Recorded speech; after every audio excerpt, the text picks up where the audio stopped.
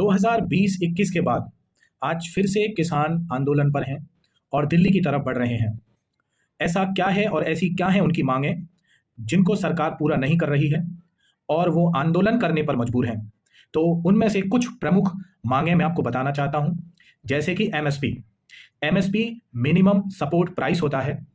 एक दर है, एक रेट है जिस पर किसानों से सरकार एक दर पर, एक मूल्य पर फसलों को खरीदती है और सरकार द्वारा एमएसपी निर्धारित की जाती है कि इस दर पर, इस मूल्य पर हम आपसे फसल को खरीदेंगे ही खरीदेंगे, इससे नीचे नहीं, और इससे ऊपर के मूल्य पर भी खरीदी जा सकती है।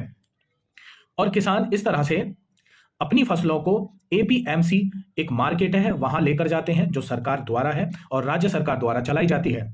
एपीएमसी में जब किसान अपनी फसलों को लेकर जाते हैं तो वहां के दलाल और साहूकार अपने मुनाफे के लिए किसानों से कम दर में, यानी कि एमएसपी से कम रेट में फसलों को खरीदते हैं और मजबूरन किसानों को अपनी फसलों को वहां बेचना पड़ता है।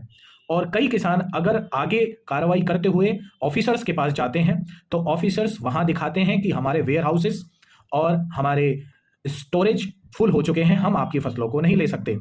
और ऑन दी अदर हैंड कोई ऑफिसर आते हैं और किसानों से बातचीत करते हैं कि आपको एपीएमसी मार्केट में आपकी फसल का दाम 1600 रुपये मिल रहा है, 1600 रुपये पर क्विंटल फॉर एग्जांपल, हम आपसे 1700 पर क्विंटल में खरीद लेंगे।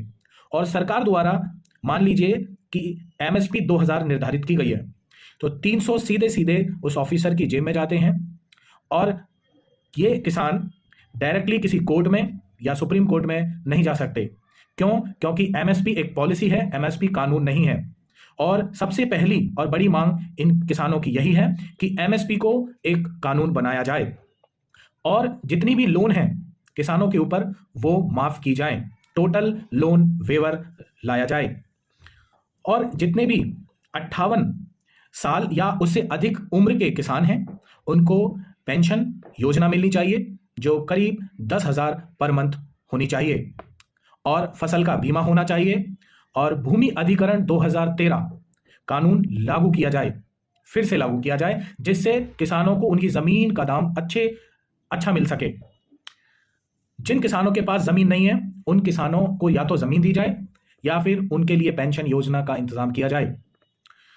पिछले आंदोलन में किसानों को मुआवजे का वादा किया गया था, कुछ किसान पीड़ित हुए, कुछ किसान मारे गए, और उनके लिए जो मुआवजा देने का वायदा था उसको सरकार के द्वारा पूरा किया जाए।